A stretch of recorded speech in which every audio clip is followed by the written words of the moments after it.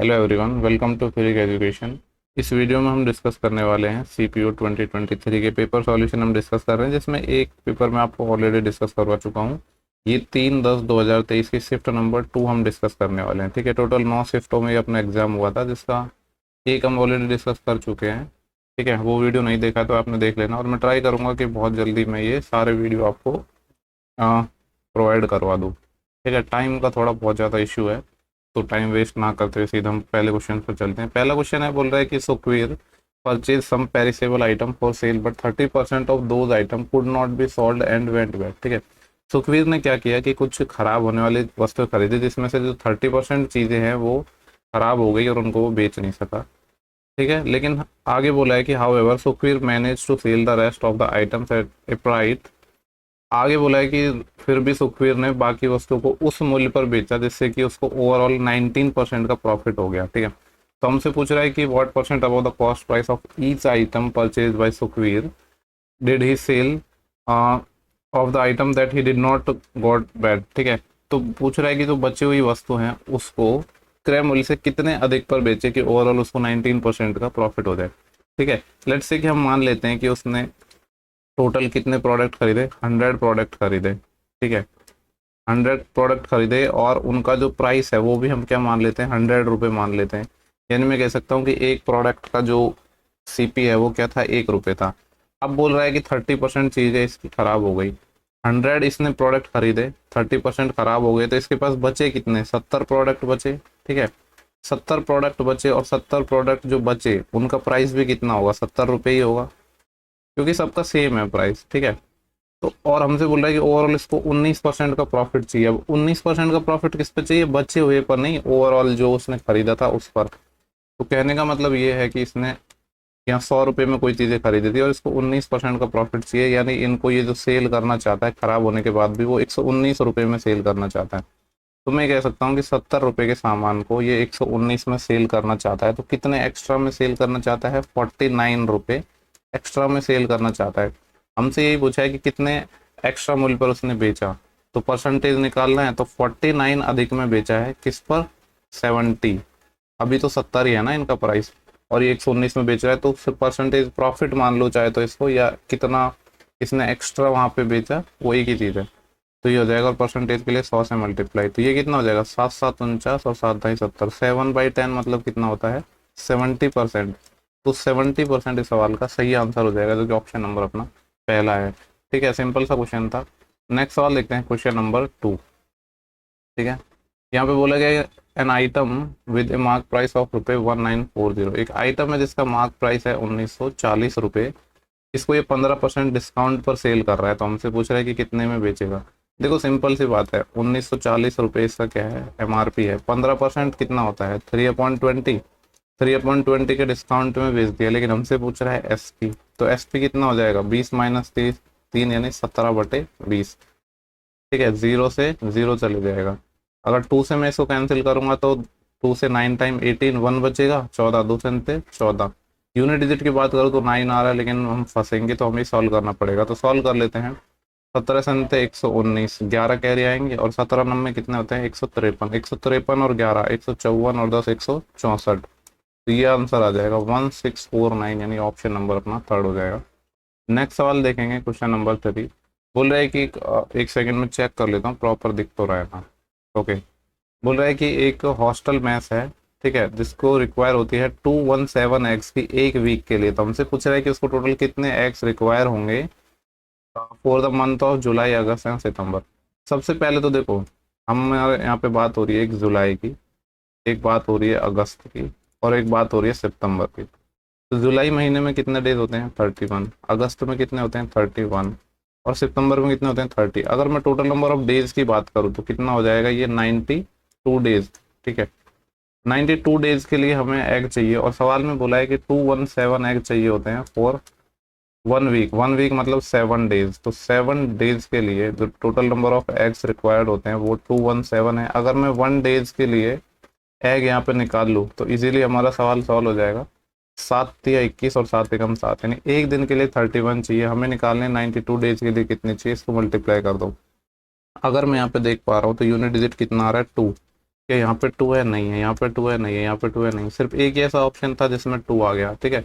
तो एग्जाम में ना ये सारी चीज़ें आपको अप्लाई करनी है, यूनिट डिजिट एंड ऑल, इससे आप अपना टाइम सेव कर पाओगे, ठीक है। और मैं कोशिश करता हूँ कि मतलब ऐसे कुछ, ऐसा नहीं कि मैं हर क्वेश्चंस के लिए आपको ऐसे तरीके सिखाऊंगा ट्रिक्स वाले, उससे बढ़िया है जो बेसिक चीज़ें हैं उनको अप्लाई करो, तो वैसे ही आप अपना थोड़ा थोड़ा टाइम बचा लोगे। पूछा गया है कि find the greatest number which when divide 261 853 1221 leaves remainder of 5 in each case. ये कॉन्सेप्ट आपने पढ़ा होगा, ठीक है। बेसिकली ये HCF पे बेस्ड है। तो बोला गया है कि वो बड़ा से बड़ा नंबर निकालना है, ठीक है, जिनको, जिससे डिवाइड करने पर ये इन सबको, तो हर केस में 5 रिमाइंडर होता है, ठीक है। तो जब सेम रिमाइंडर होता है तो जो नंबर है, नंबर क्या आएगा, HCF ऑफ ये 261 में से माइनस करेंगे हम क्या, 5, कॉमा, फिर यहाँ पे 853 में से क्या हो जाएगा, 5 माइनस हो जाएगा, एंड 1221 इसमें से भी 5 माइनस हो जाएगा, और इन सब का HCF होगा, वही हमारा ग्रेटेस्ट नंबर होगा। तो 261 में से 5 जाएगा तो ये बचेगा 256, ठीक है। यहाँ पे 853 में से 5 गया तो 848, और 1221 में से 5 गया तो 1216। देखो 256 देख के मेरे को एक चीज़ दिमाग में आ रही है कि जो अपना 16 है उसका ये मल्टीपल है, ठीक है। और दूसरा अगर हम बात करूँ, 18 है, 18 के अंदर 9 भी छिपा है, 6 और 5 11, और 11 तो दे रहा है, यानी 9 से डिविजिबल नहीं है, तो 18 से नहीं होगा। मैं ऑप्शन एलिमिनेट कर रहा हूँ, हालांकि आपको पता है कि इसको सॉल्व कैसे करते हैं, इनका हम डिफरेंस लेंगे और देख लेंगे कि HCF क्या होगा, लेकिन बाई ऑप्शन भी हम यहाँ पे जा सकते हैं। तो 18 तो नहीं होगा, 17 तो एक प्राइम नंबर है, वैसे ही नहीं होगा। अब बात करता हूँ मैं 19 की, तो 19 से भी नहीं होगा क्योंकि 19 भी एक प्राइम नंबर है, जबकि ये मल्टीपल है 16 का। आगे आप चाहो तो थोड़ा वेरीफाई कर सकते हो, 16 पंजे 80, 4 बचेंगे 48, और 16 संते 112, 9, 16 6 की 96, ठीक है। तो 16 अपना सही आंसर हो जाएगा। दूसरा तरीका क्या था कि जब आप प्रॉपर करना चाहते हो तो इन सबका ऐसे डिफरेंस लो और फिर जो मल्टीपल है वो देख लो, वो HCF निकालने का तरीका आपने पढ़ा होगा। बट जब यहाँ पे ऑप्शन से चीज़ें इजीली हो रही है तो हम उस चीज़ पे नहीं जाएंगे। नेक्स्ट सवाल है हमारा, पूछ रहा है कि इस चार्ट को स्टडी करना है। सीधा हम चलते हैं, क्वेश्चन में पूछा क्या है, पूछा है कि the percentage of total expenditure on labour and timber is what. Labour और टिम्बर पर टोटल कितना है, ये हमें ऐसे डाटा दे रखा है, और ये बेसिकली डिग्री में है। तो सबसे पहले मैं देखता हूँ कि लेबर का जो डिग्री में परसेंटेज है वो क्या है। तो यहाँ पे नजर आ रहा है मेरे को, अगर आपको नहीं आ रहा है तो मैं यहाँ पे लिख देता हूँ 65 डिग्री है। और timber, where is timber, timber is here, ये है 45%।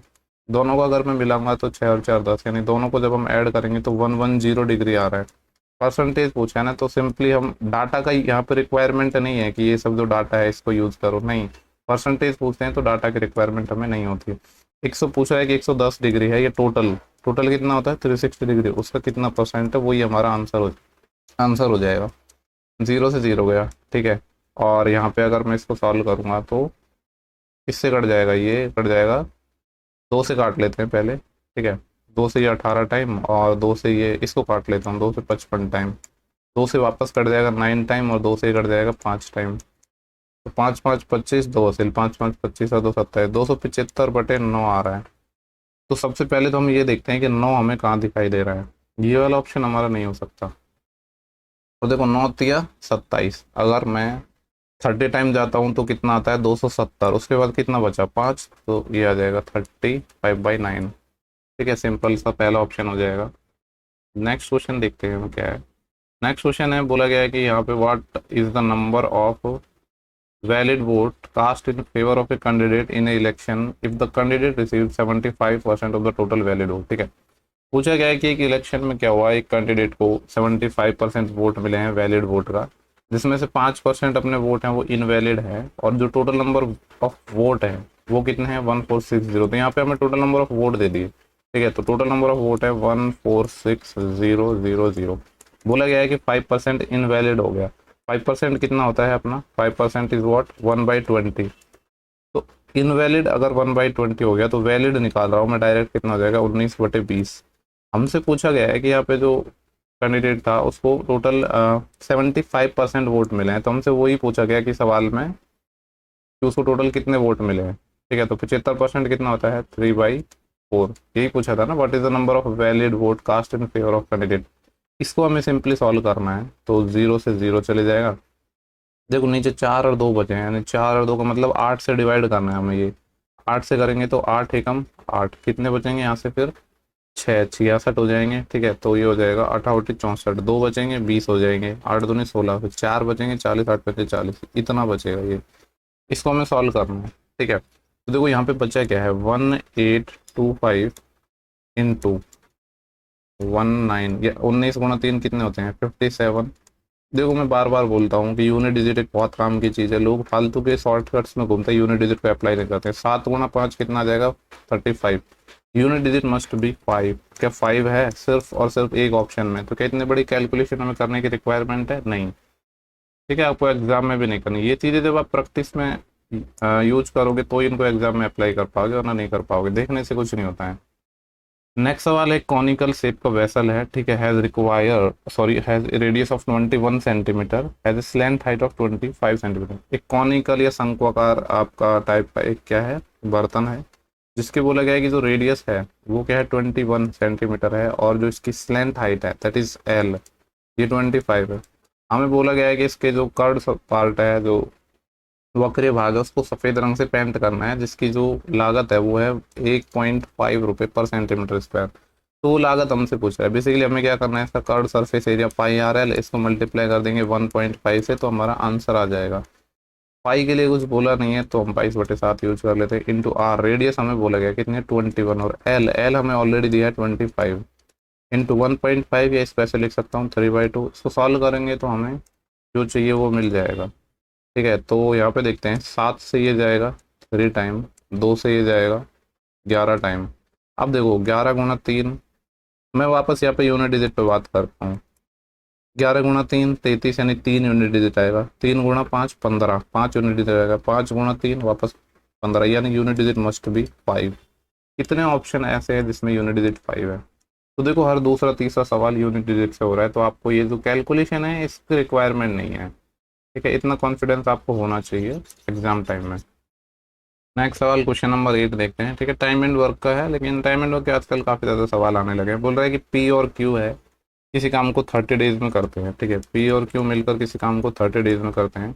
आगे बोला है क्यू और आर सेम काम को करते हैं 24 डेज में। क्यू और आर कितने डेज में करते हैं 24। आगे बोला है आर और पी मिलकर इस काम को 20 दिनों में कर सकते हैं। तो आर और पी से अगर हम काम करवाते हैं तो 20 डेज में ही खत्म कर। सबका अगर मैं एलसीएम लूँ तो 120 आ जाएगा। 30 चौके 120, 24 पंजे 120, और 20 छः 120।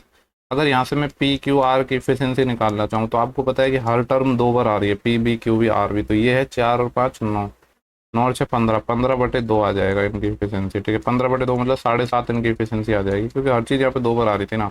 अब पढ़ते हैं सवाल में आगे हमसे क्या बोला गया है, ठीक है। सवाल में बोला गया है कि they started the work together, ठीक है। ये मिलकर काम स्टार्ट करते हैं, but Q and R left after 10 days. 10 दिनों के बाद क्यू और आर काम छोड़ के चले जाते हैं। तो 10 दिनों तक तो सबने मिलकर काम किया ना, यानी पी ने भी किया, क्यू ने भी किया, और आर ने भी किया।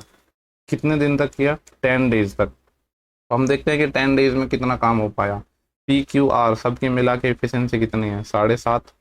कितने दिन तक काम किया 10 दिन तक, यानी कितना काम हो गया 75 डेज, सॉरी 75 काम अपना हो चुका है। अब हमसे बोला गया है कि how many more days will P take to finish the remaining work. बचे हुए काम को पी करने में कितना दिन लेगा, ठीक है। तो काम बचा कितना है, जो अपना रिमेनिंग वर्क है वो कितना बचा है। तो यहाँ से हम निकाल सकते हैं 25 तो ये और 20 ये, यानी 45 काम बचा है। किससे करवाना है, पी से। तो सबसे पहले पी की एफिशिएंसी निकालनी होगी। तीनों की मिला के 7.5 है, जिसमें से क्यू और आर की माइनस कर देंगे। क्यू और आर की कितनी है 5, तो 7.5 - 5 तो 2.5 आ जाएगा, मतलब 5/2 कह सकता हूँ। तो 5/2 सॉल्व करेंगे तो 5 नाम 45, और 9 × 2 18, टोटल कितना आ जाएगा 18, ठीक है। इस टाइप के सवाल भी आते हैं कि स्टार्टिंग से वो इतने दिन बाद छोड़कर चले जाता है और फिर साथ मिलकर करते हैं, तो वो एक थोड़ा डिफरेंट टाइप होता है, ये एक थोड़ा डिफरेंट टाइप।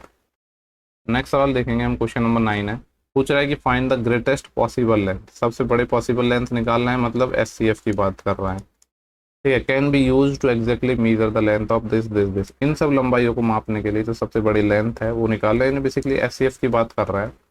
तो अब देखो ये मीटर में है, ये मीटर और सेंटीमीटर दोनों में। तो या तो एक तरीका है कि सबको हम किस में कन्वर्ट कर ले, हम सेंटीमीटर में कन्वर्ट कर ले। जैसे ये हो जाएगा 600 सेंटीमीटर, ठीक है। ये कितना हो जाएगा 525 सेंटीमीटर, और ये कितना हो जाएगा 1250 सेंटीमीटर। वही एक तरीका है कि सबका डिफरेंस लो और फिर मल्टीपल देखो, है ना। या दूसरा एक तरीका है कि आप बाई ऑप्शन जा सकते हो। ठीक है, मैं आपको चलो वहाँ पे मैंने बाई ऑप्शन बता दिया था, यहाँ पे मैं वैसे तरीके से बता देता हूँ। इन दोनों का जब आप डिफरेंस लोगे, ठीक है, तो कितना आएगा 600 और 525 का डिफरेंस कितना आएगा 75। देखो 75 देख के ही समझ आ रहा है, मतलब ये सेंटीमीटर में, हालांकि इसको मीटर में जब कन्वर्ट करेंगे तो 100 से डिवाइड करेंगे, लेकिन जो HCF है वो कभी भी डिफरेंस से ज़्यादा नहीं हो सकता। कहने का मतलब ये है कि 75 से बड़ा 90 ये नहीं हो सकता।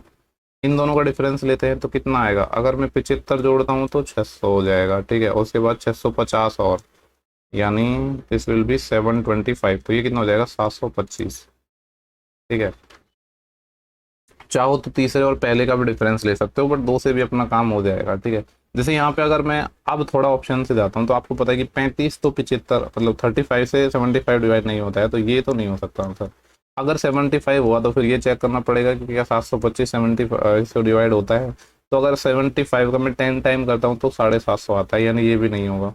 जब ये भी नहीं होगा तो सिर्फ एक ही ऑप्शन है, ये होगा। दूसरा तरीका अभी भी ये है कि फर्दर इनका डिफरेंस लो, उसमें फैक्टर्स देख लो। एसएफ निकालने के बहुत सारे तरीके हैं, लेकिन जो बेस्ट है वो ठीक है, वो यूज किया करो। नेक्स्ट सवाल है कि वह बड़ी से बड़ी संभावित लंबाई मीटर में निकालनी जिसका उपयोग करके दिस। अच्छा सॉरी, ये तो वही क्वेश्चन था, इसका हिंदी वर्जन था ये। ठीक है, 9th का। क्वेश्चन नंबर 10 को हम देखते हैं। बोला गया है कि इन विलेज इलेक्शन सारो got 80% of the total valid vote. Valid vote का सारो को टोटल 80% मिलते हैं, 10% वोट्स हैं वो इनवैलिड हो गए हैं। टोटल नंबर ऑफ वोट यहाँ पे गिवन है, टोटल नंबर ऑफ वोट कितने हैं 4500। हमसे पूछा है find the number of valid vote other candidate vote, तो अदर कैंडिडेट को कितने वैलिड वोट मिले।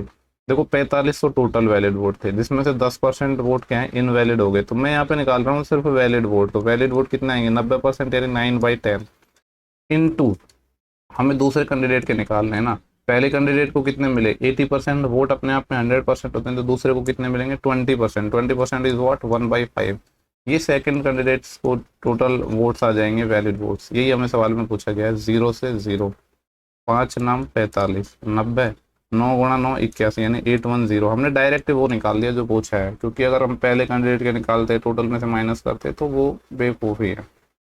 नेक्स्ट सवाल हम देखते हैं। नेक्स्ट सवाल बोला गया है कि what will be the difference between the total surface area and curve surface area of A hemisphere. एक अर्धगोला है, आपको पता है अर्धगोले का जो टोटल सरफेस एरिया क्या होता है, वैसे तो 2πr² होता है, लेकिन अर्ध सिर्फ अर्धगोले का निकालना है, हेमीस्फीयर का निकालना है, तो ऊपर की जो लेयर होती है वो और ऐड हो जाती है अपने। ठीक है, तो ये कितना हो जाएगा 3πr²। हमें डिफरेंस किसका पूछा है, टोटल सरफेस एरिया का और कर्व्ड सरफेस एरिया का। और आपको पता है जो कर्व्ड सरफेस एरिया होता है वो क्या होता है 2πr²। सवाल में हमसे पूछा गया है इन दोनों का डिफरेंस। इन दोनों का डिफरेंस मतलब πr² की वैल्यू हमें चाहिए।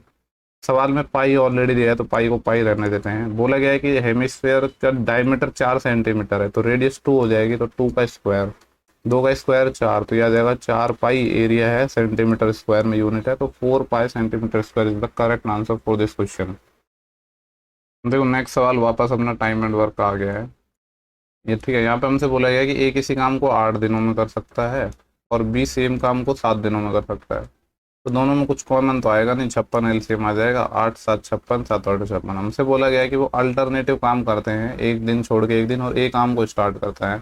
तो डायरेक्ट मैं निकाल लूँ क्या 2 दिन का काम कितना होगा, चलो अलग अलग बता देता हूँ। पहले दिन ए काम करेगा, फर्स्ट दिन कितना काम होगा 7, फिर करेगा बी सेकेंड दिन, तो कितना काम होगा 8। तो मैं कह सकता हूँ कि 2 डेज में जो टोटल काम हो पाएगा वो कितना हो पाएगा 15 काम। हमें करना कितना है 56। इसके आसपास जाने के लिए 4 से मल्टीप्लाई करेंगे तो ज़्यादा हो जाएगा, यानी 4 से मल्टीप्लाई करते हैं तो 8 से तो कम आंसर आएगा। ठीक है, तो हम 3 से ही मल्टीप्लाई करते हैं।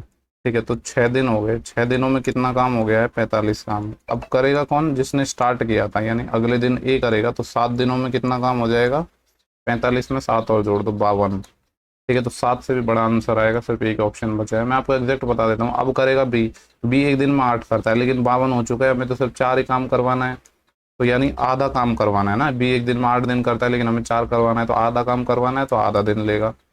तो सॉरी यहाँ पे कितना आ जाएगा ये 7 1/2, तो ये हो जाएगा 56 डेज, सॉरी 56 काम हो जाएगा। आंसर आ गया 7.5। इसको आप नॉर्मली भी कर सकते थे। कैसे, देखो आपको पता है कि 8 और 7 में कुछ कॉमन तो आ नहीं रहा था, तो यहाँ पे ए पहले दिन में 7 करता, फिर बी 8 करता, ऐसे साइकिल चलती ना, फिर 7 8, फिर 7 8, ऐसे 7 7 और 8 15 दूनी 30, 15 से 45, 45 7 52 हो गए। अभी 4 और करना है और ये 8 करता तो आधा दिन यहाँ पे और लग जाता, तो टोटल 7.5 दिन आते। मतलब वर्बली भी कर सकते थे, कहने का मतलब मेरा ये है। नेक्स्ट सवाल है हमारा क्वेश्चन नंबर 13, ठीक है, इंपॉर्टेंट है।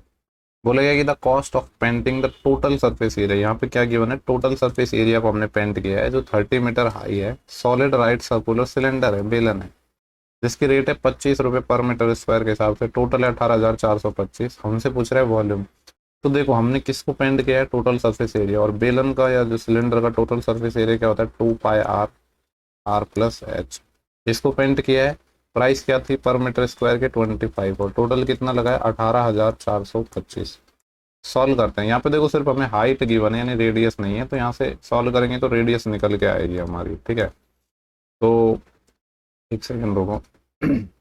2 × पाई हमें 22/7 यूज करने को कहा है सवाल में, इंटू आर हमें नहीं पता है, ये तो आर को ऐसे ही छोड़ देते हैं, प्लस एच पता है 30 है, इंटू 25 इजक्वल टू 18425, ठीक है।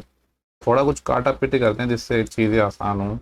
तो यहाँ से 25 से काट लूँ मैं इसको, 25 संते 175, बचेगा कितना यहाँ पे 9, 92 हो जाएगा, 25 के 75, फिर कितना बचेगा 17, तो 175 हो जाएगा, यानी 25 संते 175, ये आएगा 737। ओके, तो ये 11 से कट जाएगा, 11 दूनी 22 और 11 6 की 66, 7 बचेंगे, 11 7 77। इतना हमारे पास कट पिट गया है। तो अगर मैं देखना चाहूँ तो यहाँ पे आर है और आर प्लस 30 है, ठीक है। ये जो 7 है इसको तो मैं इधर मल्टीप्लाई कर देता हूँ, तो ये क्या आएगा 7 7 49, 4 असिल और 7 6 की 42, 42 और 4 46, 469, और यहाँ पे बचा था 2 और 2 4। बेसिकली यहाँ पे तो ये क्वाड्रेटिक इक्वेशन बनेगी अगर हम देख पा रहे हैं अच्छे से तो, ठीक है। तो इसको सॉल्व करना ही पड़ेगा और ये कुछ गंदी सी क्वाड्रेटिक इक्वेशन बनेगी हमारे पास। ये आ जाएगा 4r² प्लस 30 चौके कितना आएगा 120r माइनस का 469 इजक्वल टू 0। अब देखो एक तो तरीका ये है कि यहाँ पे इसके हम फैक्टर्स करें, लेकिन फैक्टर करना भी बड़ा मुश्किल काम होगा, ठीक है। दूसरा एक तरीका है कि यहाँ पे आप वही अपना जो बेसिक फार्मूला होता है श्रीधराचार्य उससे निकालो, ठीक है। तो अगर मैं इसके फैक्टर करना चाहूँ तो फैक्टर करने पर जो हमारा क्या आना चाहिए 469 इंटू 4 आना चाहिए मल्टीप्लाई करने पर, तो ठीक है। और वैसे आना चाहिए 120, तो 120 के हम क्या फैक्टर कर सकते हैं 469 4 और 6 10 और 9 19, ठीक है। 469 का तो कुछ हो नहीं पाएगा,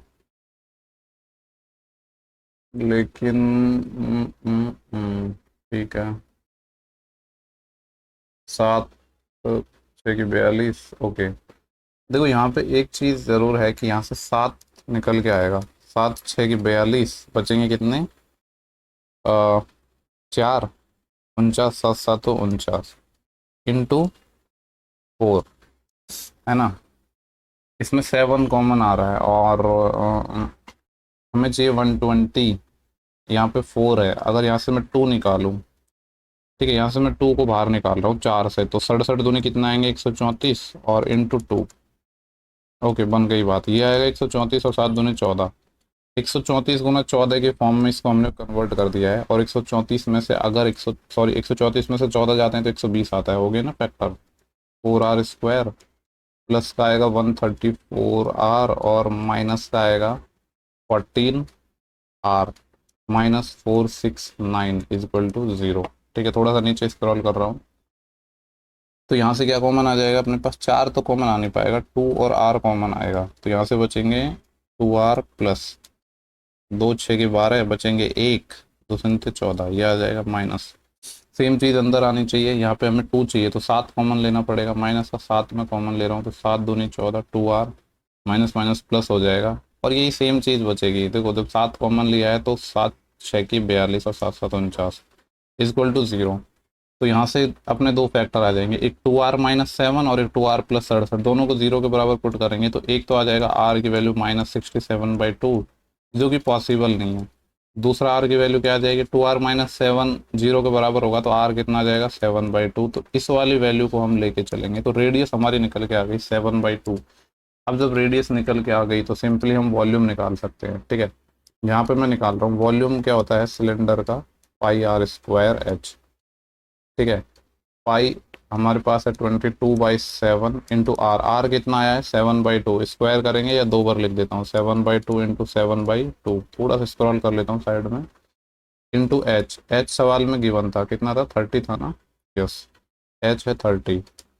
देखो दो से ये 11 टाइम जाएगा, इस 7 से ये 7 चले जाएगा, दो से ये 15 टाइम जाएगा। तो 15 7 75, 75 गुणा 11, 11×5 = 55 और 5 असिल और 11×7 77।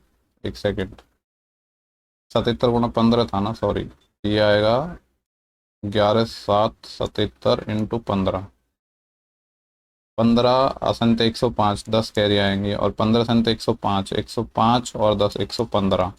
ये आंसर आना चाहिए 1115, 1115। ऑप्शन नंबर अपना थर्ड है। ठीक है, देखो टाइम का बड़ा इशू एक्चुअली, ट्रेनिंग्स वगैरह मेरी चल रही है तो टाइम मिल नहीं पा रहा है, वरना मैं बहुत टाइम से सोच रहा हूँ ये करवाऊंगा करवाऊंगा, लेकिन कुछ ना कुछ काम आ ही जाता है।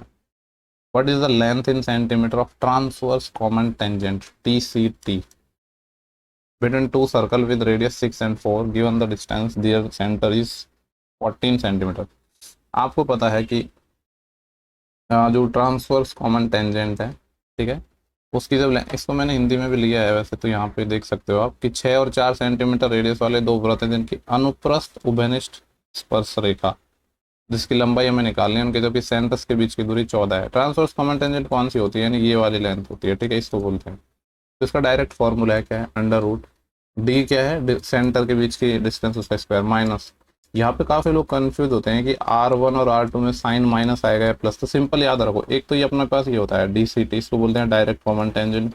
ये सीधी है मतलब माइनस का साइन, और तिरछी है तो माइनस का साइन नहीं आएगा, यानी यहाँ पे प्लस का साइन आता है। ठीक है, ऐसे आप थोड़ा रिकॉल कर सकते हो चीज़ों को।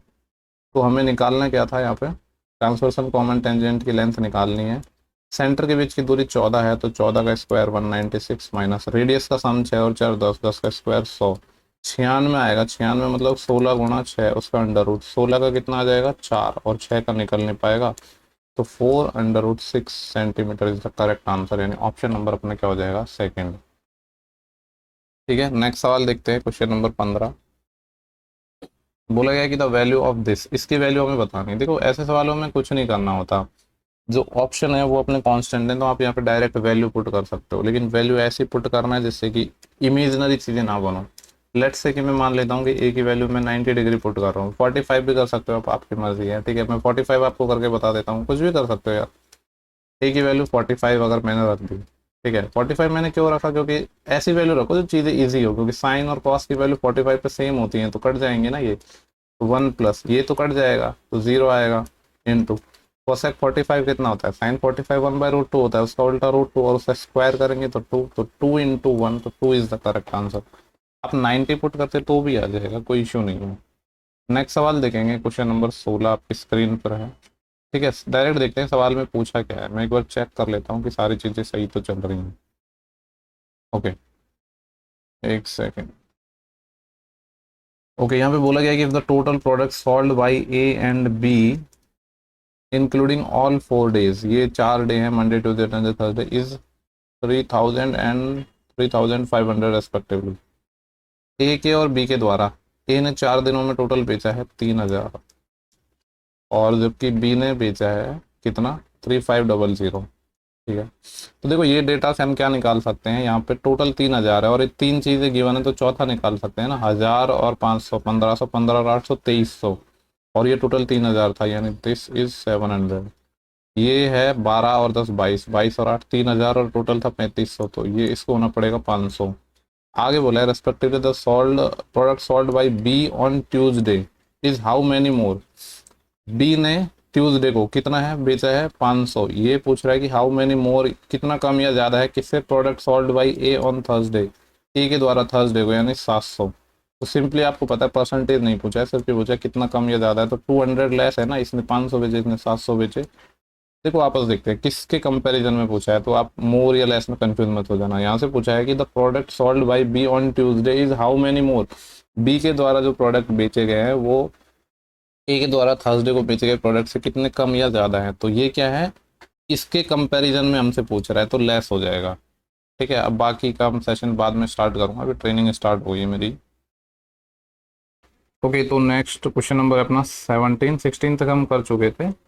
यहाँ पे बोल रहा है कि 80 रुपये हैं वो 96 हो गए 2 साल में in a bank account which give simple annual interest, साधारण ब्याज की दर से ये दिया गया पैसा। तो पूछ रहा है कि 62,000 रुपये हैं वो कितने हो जाएंगे 5 साल में। देखो सिंपली 80 रुपये हैं वो 96 हो गए 2 साल में। अगर मैं बात करूँ 80 से 96 हो गए, कितने रुपए का ब्याज हुआ 16 रुपये का। 16 रुपये का कितना है 2 साल में, और आपको पता है कि ऐसा ही हर साल का सेम होता है, तो 1 साल का कितना हो जाएगा 8 रुपये। तो यहाँ से मैं कह सकता हूँ जो इंटरेस्ट आया है अपना, ठीक है, वो कितना है 8 रुपीज़, कितना 1 ईयर का। तो अगर हमें रेट ऑफ इंटरेस्ट निकालनी है तो क्या हो जाएगा 8 रुपये इंटरेस्ट है कितने पर 80 पर, 8/80 यानी 1/10। तो रेट ऑफ इंटरेस्ट कितना आ जाएगा 10% से 100 से मल्टीप्लाई करोगे। ठीक है, तो रेट ऑफ इंटरेस्ट 10 आ गया। पूछ रहा है कि 62,000 है 5 साल में कितने हो जाएंगे। तो सिंपली मैं कह सकता हूँ कि 10% के हिसाब से 5 साल में जो रेट आएगी वो कितनी आ जाएगी 50% आ जाएगी। तो 50% और पैसा बढ़ जाएगा। तो डायरेक्टली मैं निकाल देता हूँ अमाउंट कितना हो जाएगा। अपने पास 62 के तो पहले था ही, 62,000 तो पहले था ही, इसका 50% और आ जाएगा। 62,000 का 50% कितना होता है 31,000। तो ये कितना आ जाएगा 93 के। बेसिकली वर्बली सवाल होने वाला सवाल है, इसमें ज़्यादा कुछ दिमाग लगाने वाली जरूरत थी नहीं। नेक्स्ट सवाल 18 है, इंपॉर्टेंट सवाल है। ठीक है, यहाँ पे बोला गया कि ए बी के प्रोपोर्शनल है, बी प्रोपोर्शनल है 1/c एंड सी प्रोपोर्शनल है डी। तो हमसे पूछ रहा है कि ए और डी में रिलेशन बता दो। देखो ऐसी चीज़ें आपने फिजिक्स वगैरह में पढ़ी होंगी, जैसे मान लो ये प्रोपोर्शन या समानुपाती का जब साइन हटाते हैं तो एक कोई भी कांस्टेंट लेना होता है। लेट्स से कि मैंने ले लिया k1 इंटू बी, ये एक इक्वेशन आ गई। दूसरा, इसका भी मैं प्रोपोर्शनल का साइन हटाऊंगा तो एक नया कांस्टेंट ले लिया मैंने k2, और ये क्या था 1/c था, तो ये क्या हो जाएगा k2/c। सिमिलरली यहाँ पे मैंने किया c, तो ये इसको नया कांस्टेंट ले लेता हूँ k3 इंटू डी, ये हो गया। अब हमसे पूछा गया कि रिलेशन हमें बताना है ए और डी में। पहले मैं ऑप्शन पे नज़र डालता हूँ, इस तरह के अपने पास ऑप्शन है, तो हमें बेसिकली ए और डी में रिलेशन चाहिए। तो ए और डी के अलावा बी और सी है उनको हमें गायब करना पड़ेगा। तो पहले मैं इसी इक्वेशन को ले रहा हूँ। यहाँ पे ए इज इक्वल टू ये क्या है k1 इंटू बी। ठीक है, अब हमें सिर्फ ए और डी में रिलेशन चाहिए तो बाकी चीज़ें हटानी है। तो यहाँ पे बी है, इस बी को मैं हटा के यहाँ पे बी की वैल्यू रख रहा हूँ। ठीक है, चलो दोबारा लिख देता हूँ वरना आप कंफ्यूज हो जाओगे। k1 इंटू बी, अब मैं बी की वैल्यू यहाँ पे रख रहा हूँ, तो ये क्या है k2/c। अब हमें सी भी हटाना है क्योंकि हमें तो रिलेशन चाहिए किसमें ए और डी में। तो अब मैं वापस लिख रहा हूँ A is equal to k1 k2 upon ये जो सी था, सी की वैल्यू यहाँ से रख रहा हूँ मैं k3 इंटू डी, ये है। तो यहाँ से मैं ये कह सकता हूँ कि क्या कह सकता हूँ, ये वाला कलर ले लेते हैं। देखो यहाँ पे है A is equal to k1 k2 upon k3, ये क्या है ये सारे कांस्टेंट हैं, तो इसको एक नया कांस्टेंट हम दे सकते हैं। लेट्स से कि ये क्या है k इंटू फिर बचा क्या 1/d। अगर मैं कांस्टेंट का साइन हटाऊंगा तो ये क्या आ जाएगा a प्रोपोर्शनल 1/d। ठीक है, ये इनमें रिलेशन आ जाएगा। कौन सा ऑप्शन है, ऑप्शन नंबर पहला है। तो इजी सा क्वेश्चन था, ऐसा कुछ खास था नहीं सवाल में। नेक्स्ट सवाल देखते हैं, क्वेश्चन नंबर 19 अपना DI का सवाल है।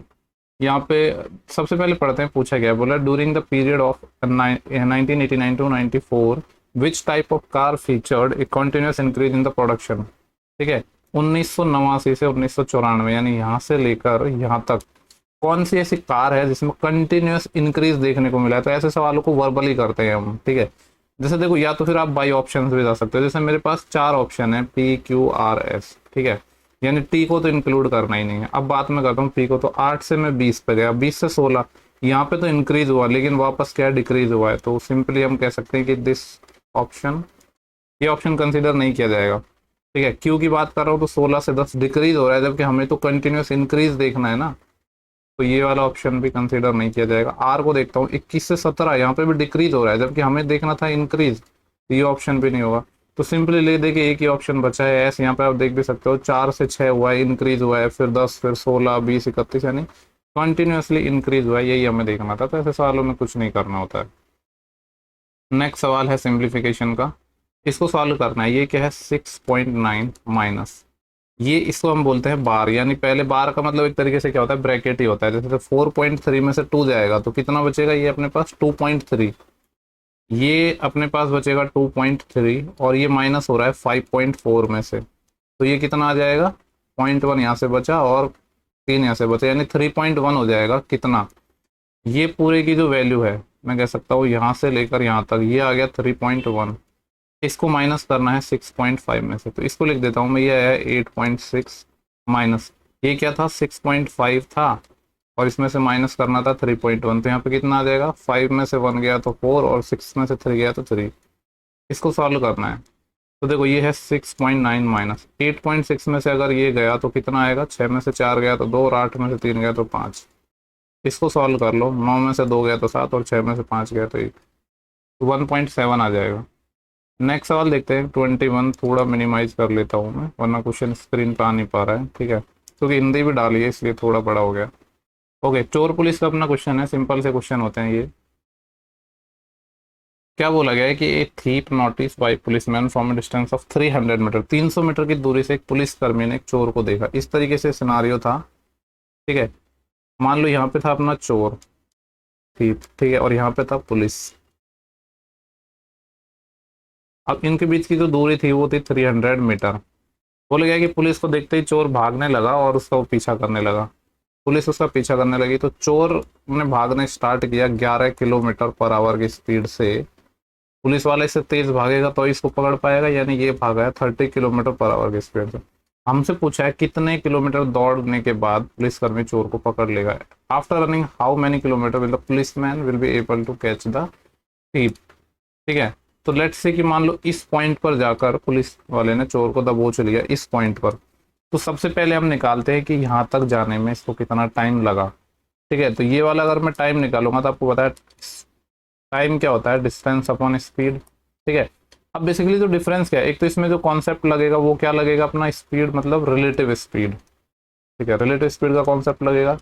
और रिलेटिव स्पीड के कॉन्सेप्ट से जब ये दोनों सेम डायरेक्शन में जा रहे हैं तो स्पीड क्या हो जाएगी, माइनस हो जाएगी। तो 13 माइनस 11 यानी 2 किलोमीटर पर आवर इनकी क्या हो गई, रिलेटिव स्पीड हो गई।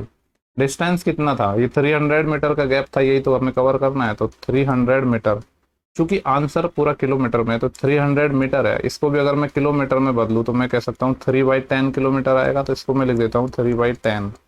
ये तो डिस्टेंस हो गया, इसको डिवाइड करना था स्पीड, स्पीड कितनी है 2। इसको अगर मैं सॉल्व करूंगा तो 2 से ये कट जाएगा 1.5 टाइम, ठीक है। और 10 से और भाग लग रहा है, यानी या फिर इसको ऐसे ही रहने देते हैं ना, ठीक है, इसको हम ऐसे ही रहने देते हैं 3/20 आवर, इतने आवर लगे, ठीक है। हमसे पूछा गया है कि कितने किलोमीटर दौड़ने के बाद पुलिसकर्मी ने चोर को पकड़ा। तो इसके निकालने के हमारे पास दो तरीके हैं। दो तरीके क्या है कि या तो हम ये निकाल लें कि चोर यहाँ से यहाँ तक कितना भागा, उसमें 300 मीटर ऐड कर दें, या फिर दूसरा ही तरीका है कि इस पॉइंट से ले लो कि पुलिस वाले यहाँ से भागा 13 की स्पीड से, कितने टाइम तक भागा। दोनों तरीके हैं, मैं सिंपली पुलिस का जब हमें पूछना है ना तो वही निकाल रहा हूँ। तो यहाँ पे निकाल लेते हैं कि पुलिस वाले को टोटल कितना डिस्टेंस कवर करना पड़ा। तो पुलिस डिस्टेंस क्या होता है, डिस्टेंस होता है स्पीड इनटू टाइम, ठीक है। स्पीड हमें पता है पुलिस वाले की 13 किलोमीटर पर आवर, और टाइम कितना लगा है 3/20 आवर। सॉल्व करेंगे तो ये आएगा 13 या 39, 39/20। 20 से डिवाइड करूंगा तो 10 गुणा 2 लिख देता हूँ, तो यहाँ पे पॉइंट आ जाएगा 3.9। अब इसको और सॉल्व करना है तो 2 एकम 2, फिर बेसिकली ऐसे भी समझ सकते हो, तो 390 है, उसका आधा कितना होगा, अगर 400 होता तो उसका आधा 200 हो जाता, 5 कम हो गया, यानी 1.95 आएगा। जब इसको सॉल्व करोगे आप तो टोटल कितना आ रहा है 1.95 किलोमीटर। एक सेकंड, दिख तो रहा है ना, ओके। तो 1.95 यानी ऑप्शन नंबर ही हो जाएगा अपना 4। नेक्स्ट सवाल देखते हैं, अपना क्वेश्चन नंबर है 22। बोल रहा है कि 10,000 रुपये हैं was taken from a bank at rate of 7% per annum compounded annually, और 5 साल के लिए। ओके, वेरी वेरी इंपॉर्टेंट, 5 साल का है इसलिए थोड़ा इंपॉर्टेंट हो जाएगा, ठीक है। देखो सीआई के क्वेश्चन को सॉल्व करने का बहुत सारा तरीका है, लेकिन यहाँ पे 5 साल का है और हो सकता है कि डिजिट्स एग्जैक्ट ना आए यहाँ पे, इसलिए बोल रहा है कि क्लोजेस्ट टू ₹1 में हमें बताना है। तो हम इसमें लगाएंगे कौन सा रेशियो, गोल्डन रेशियो मेथड। जो हम यहाँ पे कॉन्सेप्ट यूज करने वाले हैं वो गोल्डन रेशियो मेथड हम यूज करेंगे। अब गोल्डन रेशियो मेथड यूज करने से पहले आपको पता होना चाहिए कि 5 साल का गोल्डन रेशियो मेथड होता क्या है। लेट्स से कि आपको नहीं पता है, ठीक है, तो मैं आपको बता देता हूँ। 2 ईयर का 3 ईयर का तो सब लोगों को पता होता है। 2 ईयर का क्या होता है, 2:1।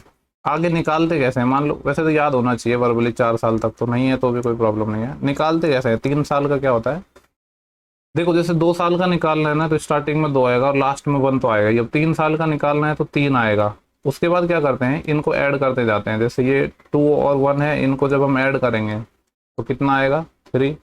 3 साल के हैं तो 3 ही फैक्टर आएंगे, 3 3 हो गया, लास्ट में 1 आएगा। अब जैसे मैं 4 ईयर का गोल्डन रेशियो निकालूं, 4 ईयर का निकाल रहा हूँ, तो स्टार्टिंग में 4 तो आएगा ही, फिर इनको ऐड करो, 3 और 3 6, फिर अगले 2 को ऐड करो, 3 और 1 4, ये हो गया, लास्ट में 1 तो आएगा ही। अब 5 ईयर का निकालना है तो स्टार्टिंग में 5 तो आएगा ही, उसके बाद इनको ऐड करते जाओ, 4 और 6 10, फिर इनको ऐड करो, 6 और 4 10, फिर इनको ऐड करो, 4 और 1 5, और लास्ट में 1 तो आएगा ही। तो 5 ईयर का निकालना है, यानी ये वाला रेशियो हमें यूज करना है, 5 10 10 5 1। 4 साल तक तो लोगों को याद होता है, 4 6 4 1। अब करना क्या है वो मैं आपको बताता हूँ। यहाँ पे रुपीज थे अपने पास 100,000 इतना रुपये है, रेट है 7%।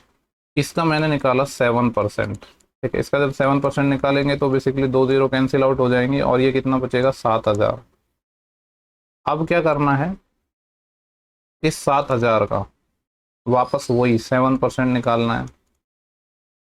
इसका जब 7% निकालूंगा तो 2 जीरो फिर से कैंसिल आउट हो जाएंगी और ये कितना बचेगा, 7 7 49 490।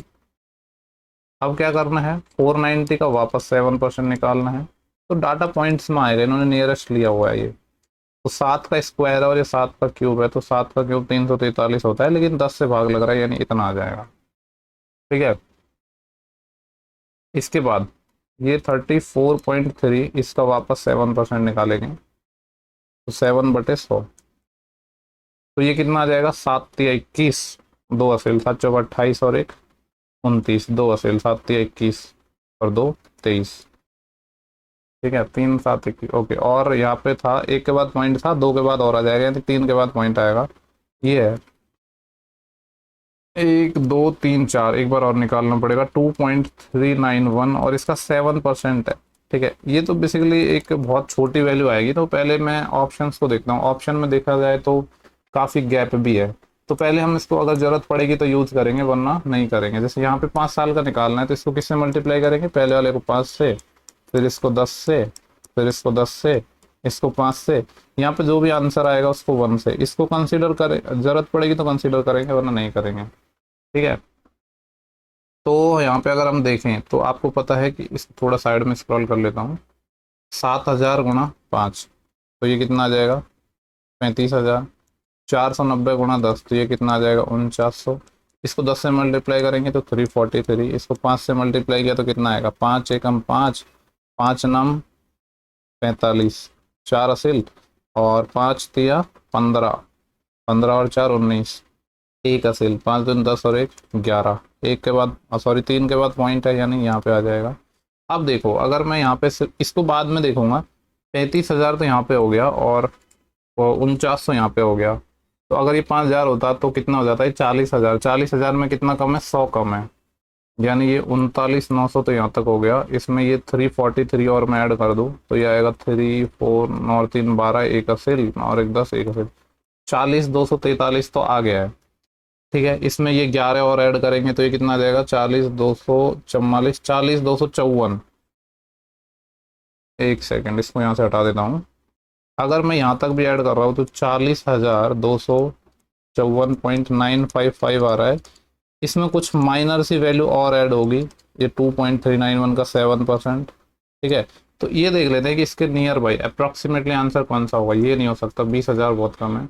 ये है 40,500, जबकि आंसर आया है 40,254। उसके एकदम नियरेस्ट कौन सा हो जाएगा, ऑप्शन 4।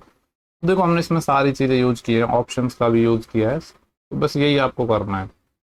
ऐसा नहीं है कि एकदम प्रॉपर सॉल्व करना है, क्योंकि यहाँ पे हम कोई 10th बोर्ड या 12th बोर्ड का एग्जाम नहीं दे रहे हैं, ठीक है। यहाँ पे आपको आंसर से मतलब है, चाहे वो आप सॉल्व करके निकालो, बिना सॉल्व करके निकालो। बोला गया कि curved surface area of a cone, एक कॉन या जो शंकु है उसका कर्ड सरफेस एरिया के बारे में बात हो रही है, जिसका जो रेडियस है वो 7 सेंटीमीटर है और स्लैंट हाइट है 10 सेंटीमीटर। आपको पता है जो कॉन या शंकु का कर्ड सरफेस एरिया कितना होता है, πRL।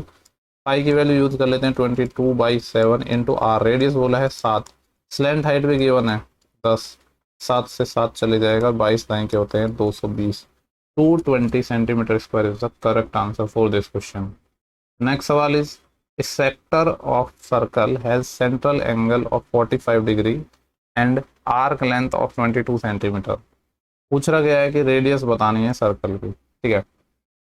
तो देखो यहाँ पे जो सेंट्रल एंगल है सेक्टर का वो क्या है, 45 डिग्री है, और जो आर्क लेंथ है वो अपने पास 22 सेंटीमीटर है। तो हमें क्या बताना है, रेडियस बताना है। तो जो सेक्टर होता है, सेक्टर का बेसिकली इसको देखो यार, हम दो तरीके से कर सकते हैं। एक तो जो एंगल होता है वो क्या होता है, आर्क लेंथ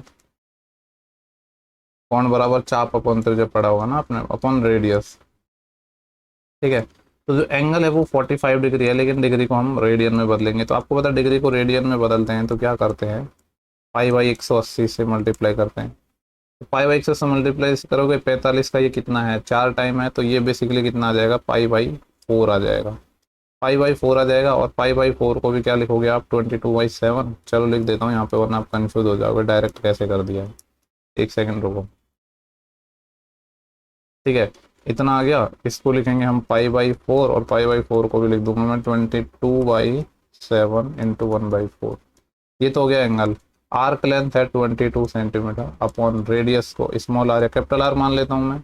इस 22 से 22 चले जाएगा, तो यहाँ से मैं कह सकता हूँ जो रेडियस है वो कितना आ जाएगा अपना, 28 centimetre is the correct answer, ठीक है। नेक्स्ट सवाल देखते हैं, क्वेश्चन नंबर है 25। बोल रहा है कि लीस्ट कॉमन मल्टीपल बताना है। Least common multiple is what, LCM. LCM बताना है इन सब का, ठीक है। तो एक तो क्या है अपने पास 210, एक क्या है 336, और एक क्या है 504। इन सब का एलसीएम बताना है। तो देखो इसको हमें करने के कई सारे तरीके हैं। एक तो ये है कि आप ऑप्शन से भी कर सकते हो, ठीक है, या फिर नॉर्मली जैसे करते हैं वैसे कर सकते हो। जैसे यहाँ पे अगर मैं देख पा रहा हूँ तो ऑप्शन से करेगा वैसे ज़्यादा बेटर रहेगा ना, छोड़ो क्यों इतना दिमाग लगाना, मैं बाई ऑप्शन करता हूँ। देखो अगर इनका इनका जो एलसीएम है वो सबका मल्टीपल आएगा, मैं बारी बारी से लेता हूँ। एलसीएम निकालना है ना, जैसे छोटी वैल्यू से पकड़ लेते हैं। मान लो कि 2100 अगर इसका एलसीएम है, तो चलो 210 से तो डिवाइडेड ठीक है। लेकिन अगर मैं 504 से देख रहा हूँ, 336 से इसलिए नहीं देगा, थोड़ा डिफिकल्ट पड़ेगा। 500 से देख रहा हूँ, 5 का मैं अगर 4 गुना करूंगा तो आएगा, 504 का 4 गुना करूंगा तो 5 चौके 20, 2000, और 4 चौके 16, 2016 आएगा, जबकि 2100 यानी इसका मल्टीपल नहीं है, तो ये अपना एलसीएम नहीं हो सकता है। अब बात करते हैं 3360 की। तो चलो 336 से तो ये मल्टीपल हो जाएगा, मान ली बात। लेकिन क्या ये 210 से मल्टीप्लाई होगा, 3360 को अगर हम 210 से मल्टीप्लाई करके देखेंगे तो ये 3 और 7 से डिविजिबल होना चाहिए, क्योंकि 21 में क्या है 3 और 7। 7 से अगर मैं देखूँ तो 7 चौके 28, बचेंगे कितने अपने पास 5, 56, 7 8 56, 56 आ जाएगा, 56 टाइम चले जाएगा। लेकिन फिर 3 से नहीं है डिविजिबल, यानी ये वाला ऑप्शन भी नहीं हो सकता, ठीक है।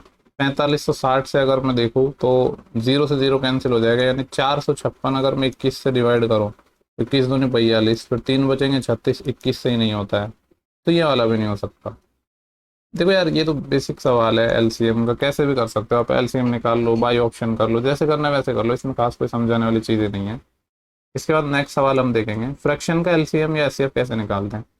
जो चीज़ निकालने के बारे में बोला गया ना, यहाँ में हमें बोला गया कि एलसीएम, तो ऊपर निकालेंगे एलसीएम और नीचे निकालेंगे एचसीएफ। अगर एचसीएफ निकालने को बोलता तो ऊपर एचसीएफ निकालते, नीचे एलसीएम निकालते हैं। तो एलसीएम किसका निकालना है, 1, 3, 4 और 9 का। तो देखो 9 और 3 का एलसीएम तो चलो 9 हो जाएगा, लेकिन 9 और 4 में कुछ कॉमन नहीं है, तो इसका हो जाएगा 36 डिवाइड बाई इन सब का एचसीएफ 3, 5, 7 और 16 दिए ना। 3, 5, 7 और 16, क्या इसी में किसी में कुछ कॉमन आ रहा है, नहीं आ रहा है। कॉमन नहीं आ रहा है तो 1 ही हो जाएगा, यानी इसका जो आंसर हो जाएगा वो क्या हो जाएगा, 36, ऑप्शन पहला। 26 था ना ये, 27 डीआई का सवाल है। बोला गया कि यहाँ पे बोला गया है कि चेन्नई में number of student in MBA, MBA में जो स्टूडेंट हैं वो कितना % है एमए के। चेन्नई अपने पास ये रहा, और किसकी बात हो रही थी, एमबीए यानी 1342, और एमए में 1666। तो हमसे पूछ रहा है कि जो 1342 है वो 1666 का कितना % है, ये हमें निकालना। देखो पहले मैं देखता हूँ क्या ऑप्शंस कुछ एलिमिनेट हो पाते हैं या नहीं। तो एक चीज़ मुझे बताओ, कि यहाँ पे 1300 है, वो 1600 का निकालने में कितना परसेंट है। तो क्या 90 ये हो सकता है क्या ऑप्शन, क्या 99.93 हो सकता है क्या? नहीं, ये तो इसमें काफ़ी ज़्यादा गैप है ना, ये तो नहीं होने सकता। अब हम ये देखते हैं कि 90 से ज़्यादा आंसर आएगा या 90 से कम आएगा। मान लो अगर ये 1600 भी होता, ठीक है, 1600 का 90% कितना होता है? 16 नंबर 144, 1440 होता है, यानी ये इससे ज़्यादा जा रहा है, जो कि ये तो 1342 है, यानी answer must be less than 90। 90 से कम आएगा। अब हमारे पास दो ऑप्शन बचे हैं, एक तो 76 और एक 80, ठीक है। तो अगर इसमें काटना चाहते हो तो काट सकते हो। वैसे अगर मैं देखूँ यहाँ पे 1666 है ना, 1666 का हम 80% ही निकाल लेते हैं। 80% कितना होता है? 4/5, ठीक है। अगर 1666 ना लेके इसको 1665 अगर मैं लेता, तो 5 या 15, एक असिल कितना हो जाता? 36, सॉरी 16, फिर 5 या 15, एक असिल 15, 5 या 15, इसका 4 टाइम, तो ये आ जाएगा 4 पंजे 20, 2 असिल, और 4 या 12 और 2 14, एक असिल, 4 या ये आ रहा है 1340, ठीक है। और ये मैंने क्या लिया है? 1665, यानी एक कम लिया है और दूसरा, ठीक है।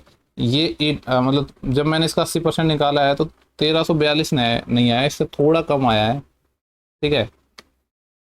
लेकिन आंसर भी तो 80 से बड़ा थोड़ा सा है ना हमारे पास, यानी इतना हमें समझ आ गया है कि जो आंसर है वो 80 के आसपास आएगा, ये वाला नहीं हो सकता है। दूसरा कुछ नहीं है यार, इसको आप सॉल्व भी तो कर सकते हो, ठीक है। इसमें इतना ज़्यादा मतलब मैं सिर्फ वो वाला अप्रोच बताइए मैंने कि अगर आपको बाई ऑप्शन करना है तो आप कैसे कर सकते हो। बाकी ये कोई बहुत ज़्यादा तगड़ी कैलकुलेशन तो है नहीं, इसको आप इजीली सॉल्व भी कर सकते हो, वो आप खुद से कर लेना। नेक्स्ट सवाल है, बोला है कि कॉस ए की वैल्यू 15/17 है, तो हमें निकालना है कि ये क्या होगा। पहले तो कॉट 90 माइनस थीटा, ये क्या होता है? टेन थीटा, यानी ये आ जाएगा 10a। 10a हमें चाहिए। और ट्रिपलेट ना, तो ट्रिपलेट तो आपको दिमाग में रटे हुए होने चाहिए। पहले तो मैं कॉस की बात करता हूँ। कॉस क्या होता है? आधार बटे करण, यानी मैं कह सकता हूँ बेस अपॉन हाइपोटेनस। बेस है हमारे पास 15, हाइपोटेनस है 17। पाइथागोरस आप लगाओगे या ट्रिपलेट आपको पता होगा, तो मैं कह सकता हूँ जो लंब, या जिसको मैं कहता हूँ परपेंडिकुलर, 8, 15, 17 होता है ट्रिपलेट। 10 हमें निकालना है। 10 क्या होता है? लंब बटे आधार, यानी perpendicular upon base. Hindi medium English medium दोनों को मैं लेके चल रहा हूँ। तो परपेंडिकुलर कितना है? 8, और बेस कितना है अपने पास? Base is what? 15। तो आंसर क्या हो जाएगा? 8/15। नेक्स्ट सवाल देखते हैं 29, DI का सवाल है। बोला गया है कि what is the difference between the total number of cake sold by bakeries Q and S together. Q ये रहा, S ये रहा, टुगेदर इन सितंबर, सितंबर महीने में, सितंबर ये रहा, और Q और S ने टोटल कितने बेचे? यानी 189 और 154। 9 और 4 13, एक असेल, 8 और 5 13 और 1 14, एक असेल, 1 और 1 2 2 और 1 3, ये 343। And the total number of cake sold by bakery P and R इन नवंबर। नवंबर कहाँ पे? ये रहा, P यानी ये वाला और R यानी ये वाला। ये कितना है? 8 और 8 16, एक असेल, 6 और 6 12 और 1 13, एक असेल, 336। हमसे पूछा क्या था? इन दोनों में डिफरेंस पूछा था। डिफरेंस निकाल लो, कितना आ जाएगा? 4 और 3 7, 7 का डिफरेंस है। ये चीज़ें देखो डायरेक्ट में निकाल सकते थे कि इसका इस दोनों को आपस में, इस 189 को इससे माइनस कर लो, इसको इससे माइनस कर लो, कैसे भी कर सकते हो, डिपेंड करता है आप कैलकुलेशन किस तरीके से कर सकते हो, करते हो। नेक्स्ट है the volume of right circular cone. एक कॉन है जिसका बेस का जो डायमीटर है वो 14 है, तो मैं कह सकता हूँ रेडियस कितनी हो जाएगी? 7 सेंटीमीटर। और वॉल्यूम हमें गिवन है कितना? 196 पाई सेंटीमीटर क्यूब। तो हमसे पूछा है परपेंडिकुलर हाइट पूछ रहा है कॉन की। आपको पता है कॉन का जो वॉल्यूम होता है वो क्या होता है? 1/3 पाई आर स्क्वायर एच, ये होता है। सवाल में बोला गया है कि भाई साहब 196 पाई सेंटीमीटर क्यूब है, तो पाई से तो पाई कैंसिल हो जाएगा, ये आ जाएगा 1/3 इंटू आर। आर है 7, 7 का square 49, into H is equal to 196। देखो 50 होता ना तो इसका 4 गुना 200 होता, लेकिन एक कम है 50 से, और 4 टाइम हम कर रहे हैं तो 200 से 4 कम हो जाएगा, यानी कि ये 4 टाइम कैंसिल हो जाएगा। तो हाइट निकालना है, 3 इधर मल्टीप्लाई में चले जाएगा, कितना आ जाएगा? 12, ठीक है। नेक्स्ट सवाल देखते हैं 31। पूछ रहा है कि एलसीएम बता दो। तो देखो एलसीएम फ्रैक्शन का निकालना है, तो ऊपर वालों का एलसीएम और नीचे वालों का एचसीएफ। 81 और 9 और 3, इन सब का एलसीएम कितना आ जाएगा? 81। एचसीएफ की बात करते हैं, 2 16 8, इन सब में हाईएस्ट कॉमन फैक्टर क्या नजर आ रहा है? 2 ही नजर आ रहा है, तो 81/2 हो जाएगा। इसके बाद नेक्स्ट सवाल देखते हैं 32। ठीक है, इंपॉर्टेंट लग रहा है देखने में सवाल। देखते हैं कि क्या क्या क्या गिवन है इसमें। बोला गया कि A by L plus M by B की वैल्यू 1 है, B by M plus C by N की वैल्यू 1 है, और हमें वैल्यू निकालनी है L by A plus C by N. Okay, तो एक तो हमें जो दोनों टर्म चाहिए ना वो हम निकालते हैं सबसे पहले। तो यहाँ पे मेरे पास है A by L is equal to, इसको मैं इधर ले जा रहा हूँ 1 माइनस एम बाई बी। इसको थोड़ा सॉल्व करूँगा तो क्या आएगा अपने पास, B minus M upon B. लेकिन हमें चाहिए एल बाई ए, तो यहाँ से एल बाई ए इसका उल्टा कर देते हैं तो ये आ जाएगा B upon B by M. ये तो आगे एक टर्म। अब दूसरा हमें क्या चाहिए, सी बाई एन चाहिए, तो पहले यहाँ से एन बाई सी निकालता हूँ। एन बाई सी कैसे निकल जाएगा, इसको इधर ले आया 1 माइनस बी बाई एम, तो ये हो जाएगा M minus B upon M. लेकिन हमें चाहिए क्या, सी बाई एन, यानी इसका उल्टा चाहिए, तो इसको उल्टा कर देते हैं तो ये आ जाएगा M upon M minus B. ये इक्वेशन 1 हो गई, ये इक्वेशन 2 हो गई। अगर दोनों को मैं ऐड कर दूं, इक्वेशन 1 और इक्वेशन 2 को ऐड कर दूं, तो जो हमसे सवाल में पूछा गया है वो निकल जाएगा। क्या निकल जाएगा, L by A plus C by N is equal to, ये है B upon B minus M, और यहाँ पे ये क्या है plus M upon M minus B. अब यहाँ पे एक बात बताओ मुझे, यहाँ पे मेरे को b माइनस एम नज़र आ रहा है, यहाँ पे m माइनस बी नज़र आ रहा है। अगर मैं इसमें क्या कर दूँ कि मेरे को सेम यहाँ पे एलसीएम चाहिए, ठीक है, तो उसके लिए मैं यहाँ पे माइनस कॉमन ले लेता हूँ नीचे वाली टर्म से, तो क्या आ जाएगा फिर, m माइनस बी है तो ये भी b माइनस एम ही आ जाएगा। तो जब एलसीएम लूँगा तो b माइनस एम ही आ जाएगा। तो डायरेक्टली मैं कर दूँ क्या, b माइनस एम इसका अपना एलसीएम आ जाएगा। तो ऊपर क्या बच गया, B minus M upon B minus M cut जाएगा, क्या आ जाएगा 1 आ जाएगा। देखो नेक्स्ट सवाल है 33, बोल रहा है कि perimeter of A sector of circle is 24 centimetre. एक सेक्टर है, ठीक है, इस तरीके से मान लो एक सेक्टर है कोई, उसका जो पेरीमीटर है वो 24 सेंटीमीटर और रेडियस 3 है। रेडियस 3 है, ये मान लो सेंटर था, तो ये 3 3 हो जाएगा। ओवरऑल जो पेरीमीटर 24 था, 6 तो यही हो गया, मतलब 18 हो गई ये।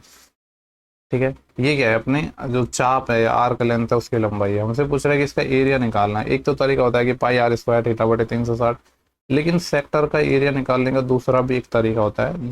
इस पे बेस्ड पहले बहुत बार सवाल हमने करवाया भी है। क्या होता है, हाफ एल आर। एल क्या है, लेंथ ऑफ आर्क, और आर क्या है, रेडियस। तो 1/2 इंटू एल अपने पास 18 है और रेडियस सवाल में बोला है 3। 18 थी 54, 54/2 कितना आ जाएगा 27।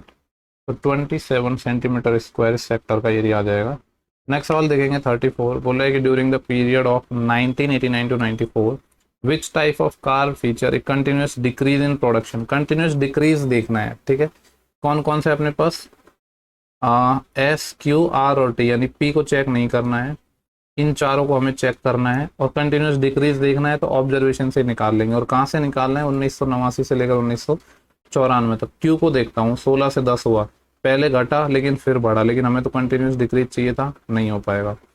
21 से 17 कम हो गया, यहाँ पे फिर कम हो गया, यहाँ पे फिर कम हो गया, यहाँ पे फिर कम हो गया, यहाँ पे फिर कम हो गया। तो यही हो जाएगा, कंटिन्यूस डिक्रीज हो रहा है। बाकी ऑप्शंस को देखने की जरूरत नहीं, देखना चाहो तो देख लो। यहाँ पे तो 4 से 6 हो गया, इंक्रीज हो गया। 25 से 18 डिक्रीज हुआ लेकिन फिर आगे बढ़ गया, तो ये भी नहीं हो पाएगा, ठीक है। काफ़ी लोग इसमें क्या करते हैं कि ओवरऑल टोटल करते हैं, उन सब की जरूरत नहीं है। 35 हम देखते हैं, 1 और 5 6, 6 माइनस 3, 3 इसका आंसर हो जाएगा। देखो डायरेक्ट मैंने कैसे बता दिया, क्योंकि ऐसे सवाल बहुत बार आए हैं। आपको पता है जो साइन 25 है ये क्या हो जाएगा, कॉस 65 के बराबर है, तो ये वाली वैल्यू 1 हो जाएगी। प्लस बेसिकली इन दोनों का सम क्या है, 90 है, तो एक दूसरे में कन्वर्ट हो जाते हैं। 71 19 का जो सम है 90 है, तो ये कॉस 71 है, ये साइन 19 से बन जाएगा, तो वो कट जाएगा, फंक्शन तो आपस में से कांस्टेंट वैल्यू बच जाएगी माइनस। सेम चीज़ है यहाँ पे करेंगे तो 3 आ जाएगा। तो 1 और 5 6, 6 माइनस 3 3, इसलिए मैंने डायरेक्ट बोल दिया कि 1 और 5 6 माइनस 3 3। नेक्स्ट सवाल देखते हैं, क्वेश्चन नंबर 36 से थोड़ा सा मिनिमाइज करना पड़ेगा आई थिंक, और थोड़ा कर लेता हूँ। ओके, यहाँ पे बोल रहा है कि सात्विक saves 20% of his income while spend the remaining amount on food, rent, education and shopping. स्वास्थ्य क्या करता है, अपनी आय का 20% बचाता है, जबकि जो शेष राशि है उसको भोजन, किराए, शिक्षा और खरीदारी पर खर्च करता है, ठीक है। तो लेट्स से कि टोटल उसकी इनकम थी वो कितनी थी, 100 थी, जिसमें से क्या है वो 20% उसने जो सेव किया वो कितना किया, 20% किया। ठीक है, बाकी जो 80% है वो क्या किया इसने, खर्च कर दिया। ये 80% क्या है, इसका एक्सपेंडिचर है। सवाल में आगे बोला गया है कि जो इनकम का 15% वो भोजन पर खर्च करता है, 15% किस पर खर्च करता है, फूड पर। इनकम कितनी थी इसकी, 100। ध्यान रखना ये चीज, क्या बोला है, इनकम का 15%, तो आप एक्सपेंडिचर का 15 नहीं लोगे। तो फूड पर इसने कितना खर्च कर दिया है, इनकम का 15, यानी 100 का 15 मतलब 15 खर्च कर दिया है। जबकि 12,800 रुपये किराए पर, रेंट पर, ये तो 15% है। रेंट पर इतने अमाउंट दिया है, क्या अमाउंट दिया है, 12,800 रुपये। और एजुकेशन पर इसने जो खर्च किया है वो है 32,000। ठीक है, और 7200 रुपये खरीदारी पर खर्च किए, 72,000 शॉपिंग्स पर। इधर लिखूँ, यहाँ पे लिख देता हूँ कि जो शॉपिंग पर उसने जो खर्च किया है वो किए हैं 7,200 रुपये। खरीदारी पर खर्च की गई जो राशि है, खरीदारी पर खर्च की गई राशि है, यानी शॉपिंग पर जो हमने पैसा खर्च किया है 7,200, कुल खर्च राशि का कितना है, 1.25% है। तो पूछ रहा है कि फूड पर अपने कितना गया, क्या बोला है वापस देखते हैं, कलर बदल लेता हूँ। बोला गया है कि जो इसने खरीदारी या जो शॉपिंग है उस पर खर्च किया गया पैसा है वो टोटल खर्च की गई राशि का 11.25% है। टोटल खर्च राशि कितनी थी, 80 यूनिट थी, यानी 80 का ये क्या है, 11.25%। एक चीज मैंने आपको बताई होगी या नहीं बताई है तो समझ लो, चाहो तो आप 80 का 11.25% निकालो, या फिर 11.25 का 80% निकालो। सेम चीज है दोनों। मैं ऐसा क्यों कर रहा हूँ, क्योंकि 11.25 का परसेंट निकालना थोड़ा डिफिकल्ट है, तो इसको मैं ऐसे ही रहने देता हूँ 11.25। 80% क्या होता है, 4/5। इसको सॉल्व कर लो, 5 दूनी 10, फिर बचा 1 तो 12 हो जाएगा, फिर 5 दूनी 10, 2, 25, 55, 25, तो ये आ जाएगा 2.25, और इसका 4 टाइम और है तो ये आ जाएगा 9। ये कितना आ गया, 9%। ठीक है, तो ये 9% आ गया। अब हमसे बोला गया था कि जो आप शॉपिंग पर हम खर्च कर रहे हैं वो टोटल एक्सपेंडिचर का 11.25% है, यानी मैं कह सकता हूँ ये 9% की जो वैल्यू है ये 7200 रुपये। तो कितने गुना है, 800 रुपये, या 800 गुना है। तो टोटल फूड पर कितना किया गया ये हमें निकालना है। फूड पे सवाल में बोला गया था 15% खर्च किया है, तो 15% निकालेंगे, मतलब 15 × 800। 15 अंठे होते हैं 120, 2 जीरो और पहले से ही है, तो ये आ जाएगा 12,000 रुपये। ऑप्शन नंबर थर्ड, बढ़िया सवाल लगा। नेक्स्ट सवाल देखते हैं, इसको सॉल्व करना है। a² - b² - 2bc - c² upon a² + b² + 2ab - c²। देखो सबसे पहले मैं क्या करता हूँ, नीचे फोकस करता हूँ, तो मेरे को नजर आ रहा है कि ये है a + b² ठीक है, और माइनस में c²। अब यहाँ से देख के ना आपका दिमाग काम करना चाहिए कि ऑप्शन अपने इस तरीके से हैं, एक पावर में। इसको जब फर्दर सॉल्व करोगे इस वाले टर्म को, तो इसमें एक टर्म आएगी a + b + c, और एक टर्म क्या आएगी, a + b - c। तो ऊपर भी कहीं ना कहीं इन दोनों में से किसी एक का स्क्वायर बनना चाहिए कि नहीं। अब वो स्क्वायर बनेगा कैसे, क्या तो, या तो क्या बने a + b - c, ठीक है, या फिर बने a + b + c। तो यहाँ पे अगर मैं देखूँ तो देखो इस a² को मैं ऐसे ही रहने देता हूँ, ठीक है। उसके बाद इन तीनों टर्म में मैं अगर माइनस कॉमन ले लूँ तो क्या है, ये b² है, c² है, 2bc है, यानी ये बचेगा b + c²। इसको जब हम फर्दर सॉल्व करेंगे तो एक तो आ गया a + b + c, और एक क्या आ गया, a - b - c आ गया कि नहीं। तो a + b + c से ये कट गया, तो जो वैल्यू है वो आ जाएगी a - b - c upon a + b - c। देख लो कौन सा ऐसा ऑप्शन है, a - b - c upon a + b - c। क्या हो गया इसमें, ये वाला ऑप्शन हो जाएगा सेकंड। इसके बाद नेक्स्ट सवाल हम देखेंगे 38। ठीक है, फटाफट करते हैं। बोलेगा if the mark price is 75% more than the cost price. ठीक है, मान लो कि सीपी अपना 100 है, तो मार्क प्राइस बोला गया कि 75% ज़्यादा है, यानी 175 रही होगी, and discount of 40% is allowed on the mark price. Percentage profit निकालना है। एक चीज़ मैंने आपको और बताई थी, ये वैल्यू छोड़ो, मैंने क्या बताया था कि profit percent, sorry, markup percent, and discount percent का जो सक्सेसिव होता है वो क्या होता है, प्रॉफिट परसेंट। इस लाइन का मतलब क्या है, मार्कअप परसेंट, मार्कअप कितना हुआ है 75%। 75% इज वॉट, 3/4, 3/4 यानी 4 पे 3 और बढ़ गया। तो अगर मैं रेशियो की बात करूँ तो कितना आ जाएगा, 4 से 7। And discount percent, discount percent is what, 40% is what, 2/5, 5 पे 2 का डिस्काउंट। 5 पे 2 का जब डिस्काउंट देंगे तो कितना आ जाएगा, 3। इसको अगर हम सॉल्व करें तो ये है 20 और ये है 21, यानी 20 का सामान अगर आप 21 में दे रहे हो तो एक का प्रॉफिट कमा रहे हो किस पर, 20 पर। 1/20 परसेंटेज, इसको अगर सॉल्व करोगे परसेंटेज से मल्टीप्लाई करोगे तो कितना आएगा, 5%। 5% आंसर हो गया। ये तो हो गया मेथड अपना 2। मेथड 1 बेसिक से भी हम कर सकते हैं। यहाँ पे बोला गया कि 40% का डिस्काउंट दे रहा है, तो डिस्काउंट देने के बाद एसपी तो निकलेगा, तो एसपी क्या आ जाएगा, 175 पे। हमने अगर 40% का डिस्काउंट दे दिया तो बचा क्या, 60%। तो इसका 60% क्या हो जाएगा, 3/5। 5 से अगर मैं सॉल्व करूंगा तो ये आ जाएगा 35 × 3, ये 35 आएगा ना, ये 35 × 3, 105। अब देखो 100 का सामान था, 105 पर हम बेच रहे हैं, तो प्रॉफिट कितना आ जाएगा, प्रॉफिट इज वॉट, 5%। 5% प्रॉफिट हो जाएगा। एक ही सवाल को करने के डिफरेंट डिफरेंट तरीके होते हैं, और ऐसा नहीं है कि कोई पर्टिकुलर तरीका आपको अप्लाई करना है, जब जो याद आ जाए ना एग्जाम टाइम में वही अप्लाई कर दो। जरूरी नहीं है कि हर सवाल को आप बेस्ट तरीके से एग्जाम में सॉल्व कर पाओगे, अगर उस चक्कर में रहोगे तो फिर गड़बड़ हो जाएगा मामला। ठीक है, नेक्स्ट सवाल है, what ratio must A shopkeeper mix 2 type of rice, ₹55 पर केजी एंड ₹70 पर KG, so that the average cost of mixture is 65। बोल रहा है कि 55 रुपये पर केजी और 70 रुपये पर केजी के राइस है, उनको किस रेशो में मिलाएं कि जो मिक्सचर है उसका जो प्राइस है वो 65 रुपये पर केजी आ जाए। तो एलिगेशन लगा दो सिंपली, 65 में से 55 गया तो 10 बचेगा और यहाँ पे 5 बचेगा, तो कितना आ जाएगा, 1:2। ठीक है, एकदम सिंपल सवाल था। नेक्स्ट सवाल 40 देखेंगे, बोल रहा है कि इसको सॉल्व करना है। अब देखो 12, 16, 8 इन सब का एलसीएम कितना आ जाएगा, 16, 32, 48, 48 आ जाएगा। 12 चौके 48, 16 तिया 48 और 8 छः 48, 6 और 4 10 और 3 13, 13/48 है। ये भी कोई सवाल है, लेकिन सब तरह के सवाल आते हैं, तो ऐसा नहीं है कि सिर्फ टफ टफ सवालों को करते रहो, कभी कभी इजी में भी गलती हो जाती है, और ऐसा बहुत बार देखने को मिला भी है। बोल रहा है कि for a triangle ABC, D and E are 2 point on A B and A C. ठीक है, एक अपने पास कोई ट्राइंगल है, ट्राइंगल है इस तरीके से ए बी सी, जिसमें डी और ई 2 पॉइंट है ए बी और ए सी पर। ये ए बी हो गया, ये ए सी हो गया, इस पर मैंने कोई भी 2 पॉइंट मान लिए डी एंड ई। इस तरीके से है कि जो ए डी है वो 1/6 है ए बी का।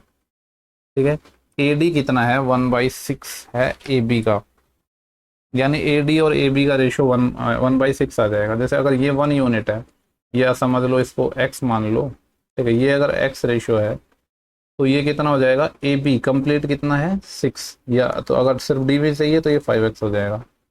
और आगे बोला है ए ई और ए सी का रेशो भी 1/6 है, यानी अगर ये सपोज y है तो ये 5y हो जाएगा। और बोला है जो बी सी की लेंथ है वो 22 सेंटीमीटर है, तो हमें डी ई की लेंथ बताना है। कुछ देख के आपको समझ आ रहा है, यहाँ पे मुझे समझ आ रहा है कि ए डी और डी बी, या फिर मैं कह सकता हूँ ए डी और ए बी का रेशो बराबर है ए ई और ए सी के रेशो के। तो यहाँ पे अपनी क्या थेल्स थ्योरम काम करेगी। तो थेल्स थ्योरम क्या कहती है कि A D upon A B, या फिर मैं कह सकता हूँ ए ई, क्योंकि रेशो सेम है ना, ए ई अपॉन ए सी ये बराबर होगा D E upon B C. ठीक है, सॉल्व कर लो। ए डी मुझे पता है कितना है x, upon A B complete कितना है 5x और x 6x।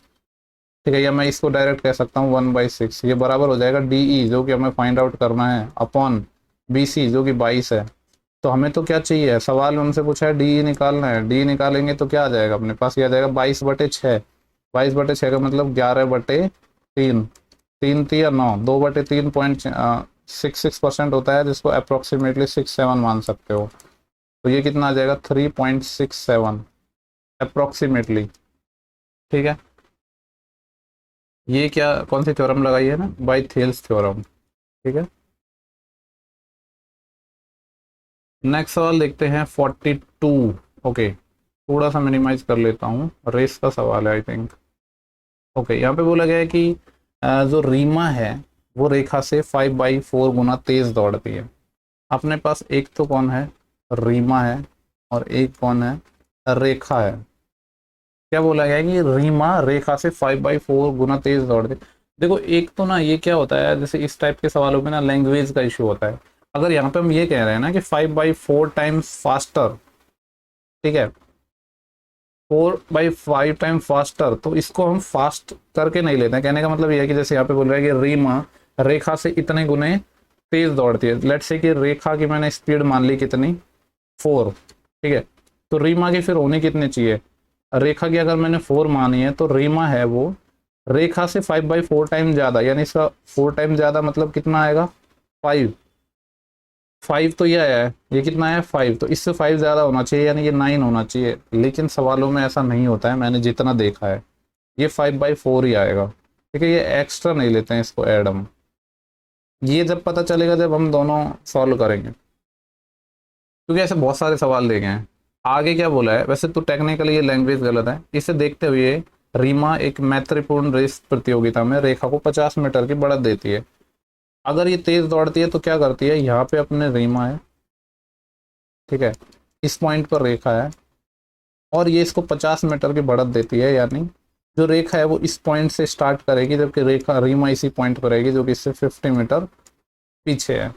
बोले प्रारंभिक बिंदु से उस स्थान की दूरी याद कीजिए जहाँ रीमा और रेखा दोनों मिलेंगी। तो वही अपना रिलेटिव स्पीड का कॉन्सेप्ट लग जाएगा।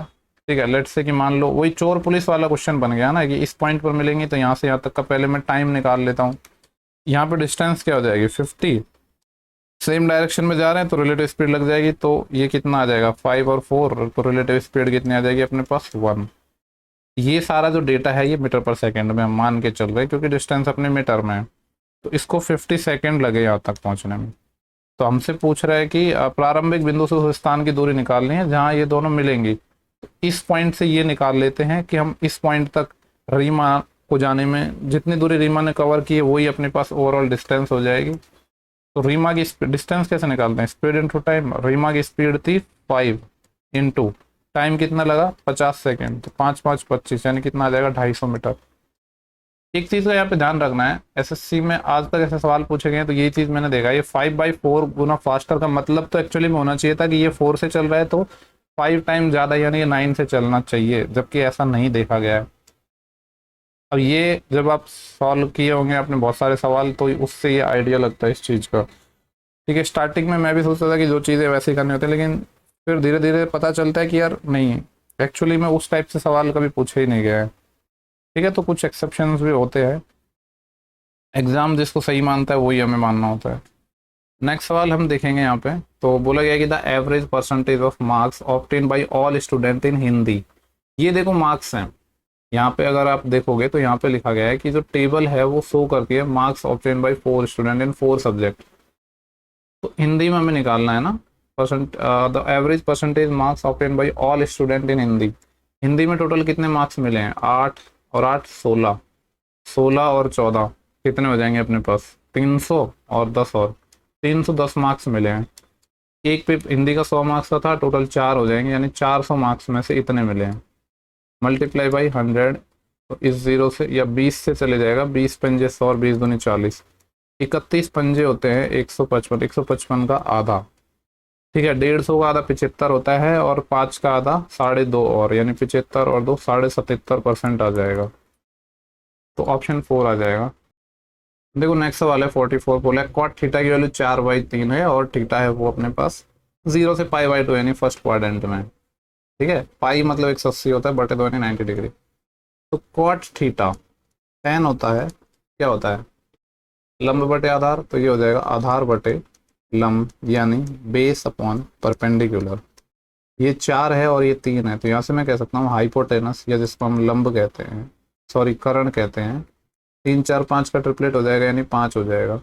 सवाल में बोला गया कि 5p cos square theta sine theta बराबर कॉट स्क्वायर थीटा है। p की वैल्यू हमें फाइंड करनी है, वैल्यू रख दो सबकी, 5 इंटू पी, पी तो हमें निकालना है, इंटू कॉस थीटा, कॉस होता है आधार बटे कर्ण और उसका स्क्वायर, आधार कितना है अपने पास 4, 4 का स्क्वायर 16, अपन कर्ण हाइपोटेनस 5, 5 का स्क्वायर 25, इंटू फिर साइन थीटा लंब बटे कर्ण होता है परपेंडिकुलर अपन हाइपोटेनस, तो परपेंडिकुलर है 3 और हाइपोटेनस है 5 is equal to cot theta तो हमें गिवन ही था 4/3, इसका स्क्वायर कर देंगे तो आ जाएगा 16/9।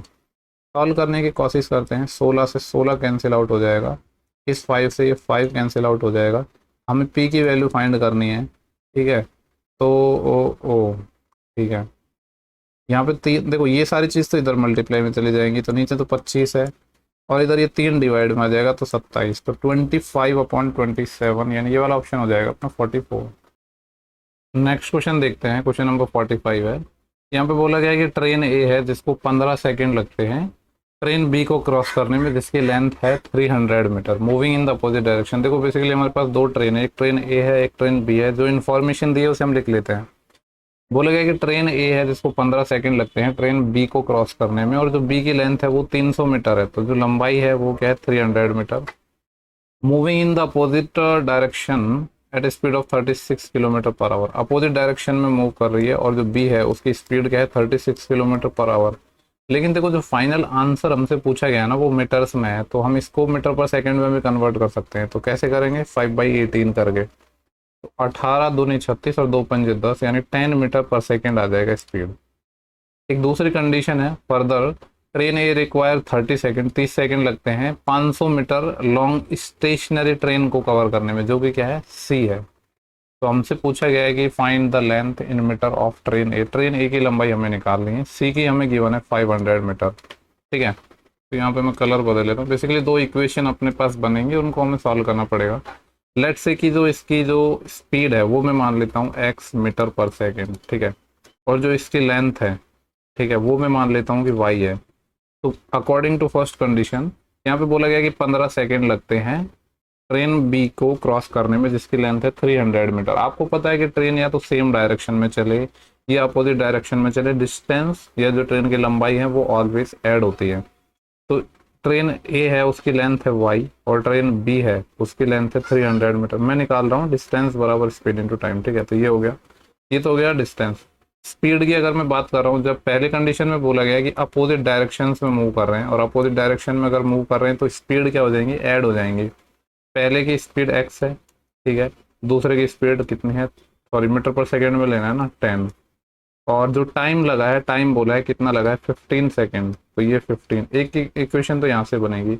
दूसरी कंडीशन थी कहाँ से है, यहाँ पे फर्दर ट्रेन है रिक्वायर 30 सेकेंड। देखो ट्रेन की लंबाई तो अभी भी हमें नहीं पता है यानी वाई है, लेकिन ट्रेन सी है उसकी लंबाई है 500, ये डिस्टेंस हो गई।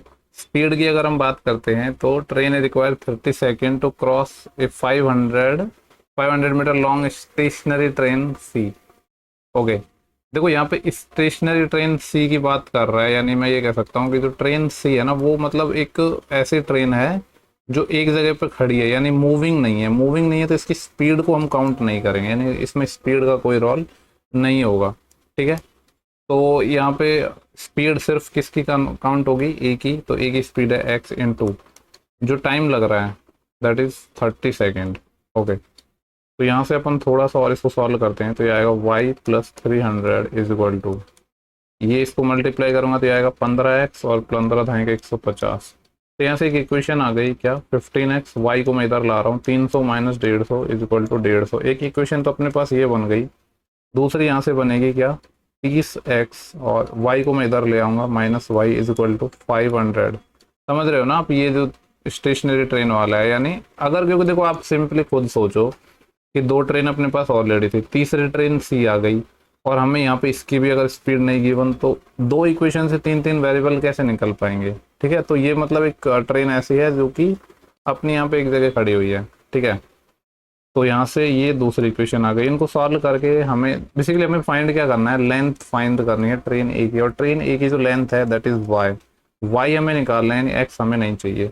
इधर 15 है और इधर 30 है। अगर मैं इक्वेशन 1 को मल्टीप्लाई कर दूं किससे, 2 से, और इसको सब्ट्रैक्ट कर दूं किससे, इक्वेशन 2 से, तो अपना आंसर निकल के आ जाएगा।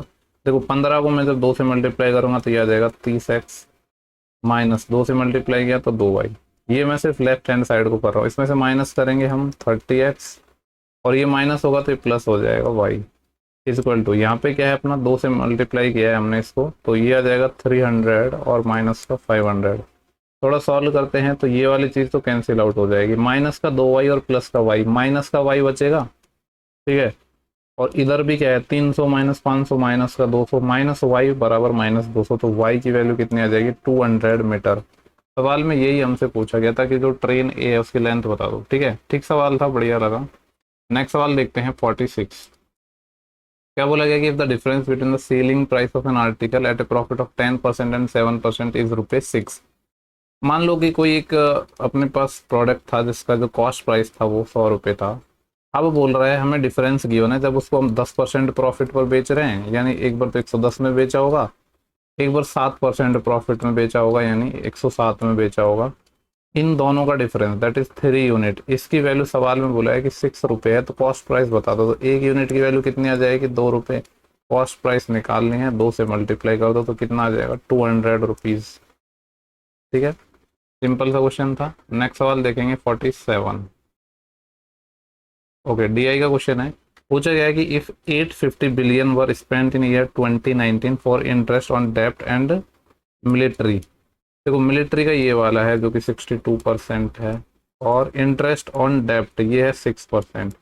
इस पर 850 बिलियन खर्च किए गए हैं।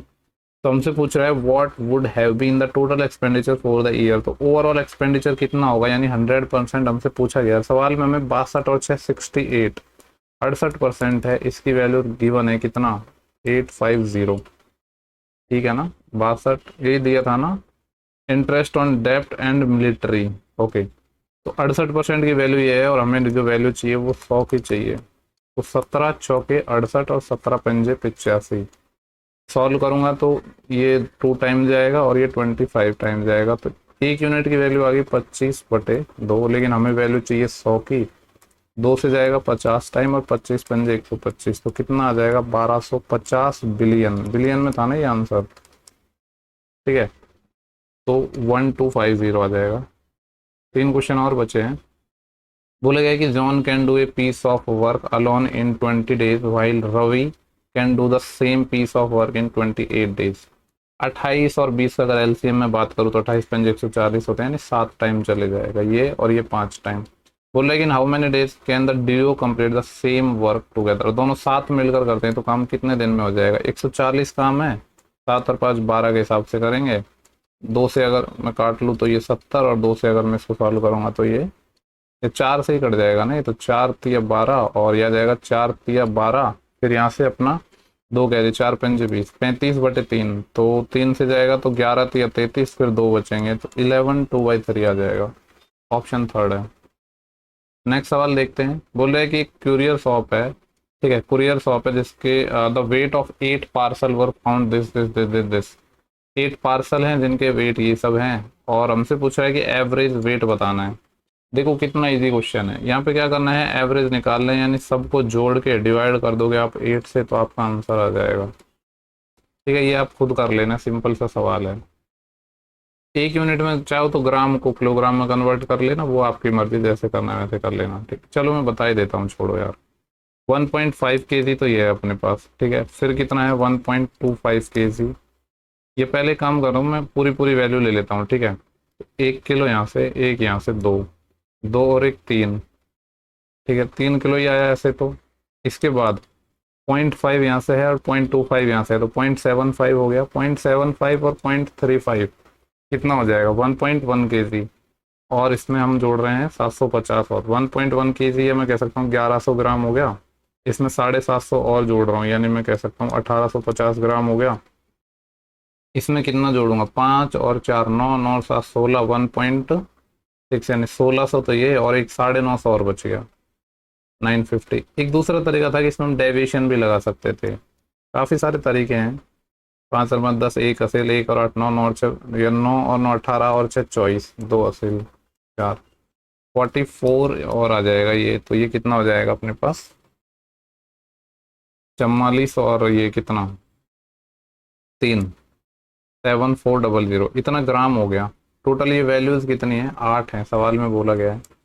तो 8 नाम 72, फिर यहाँ से कितना बचेगा 2 20, 8 दूनी 16, 4 बचे 40, 8 पंजे 40, कितना आ जाएगा 925। ठीक है, तो सिंपल सा सवाल था, इसको आप डेविएशन से बना सकते हो, काफ़ी सारे तरीके हैं।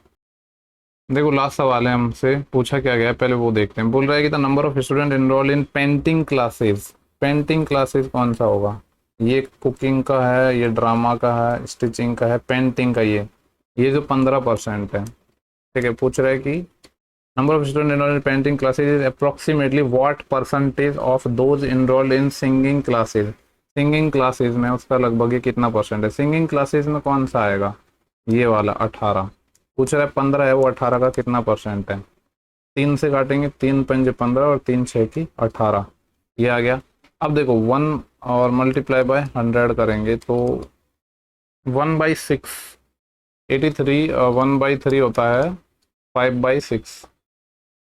यस, 83 1/3 5/6 होता है, तो इसका एग्जैक्ट जो आंसर आएगा वो 83 1/3% आएगा। काफ़ी दिन हो गए हैं, थोड़ा दिमाग में मेरे भी नहीं थी चीज़ें, लेकिन अचानक से आ गई। वैसे निकाल सकते हैं हम, 500/6 है ना, यानी मैं कह सकता हूँ 250/3, तो 3 8 24, 80 तो एक हो जाएगा 240, और 10/3 3 1/3, यस 83 1/3 आ जाएगा ये। ठीक है, ये एक दूसरा तरीका है कि हमें 5/6 निकालना है ना, हमें पता है कि 1/6 हमें पता है वो कितना होता है 16 सही 2/3, 100 में से माइनस कर दो 16 सही 2/3 तो भी आ जाएगा। ये 1/6 पता है आपको, 16 सही 2/3 होता है, उसका 5 टाइम कर दो, कैसे भी निकाल लो आंसर वही आना है। ठीक है, तो इस शिफ्ट के सारे सवाल हो चुके हैं, बाकी शिफ्ट जितना जल्दी हो सकेगा मैं सॉल्व करवाने की कोशिश करूंगा। अभी भी ये क्लासेस मतलब एक्चुअली ट्रेनिंग वगैरह चल रही है, पहले और बहुत सारी चीज़ें थी जिनमें टाइम नहीं मिल पा रहा था ऑफिस में, बट बीच बीच में टाइम निकाल के, अब जैसे आज के वीडियो मैंने ट्रेनिंग के बीच में ही थोड़ा थोड़ा जो टाइम मिला है उस सबको मिला के ही ये वीडियो बना पाया हूँ। तो ऐसे ही बाकी सारे वीडियो बहुत जल्दी मैं प्रोवाइड करवा दूंगा, लेकिन शेयर जरूर करना है सेशन को। ठीक है, नेक्स्ट सेशन में जल्दी मिलेंगे, तब तक के लिए bye bye, take care, thank you for watching, have a good day.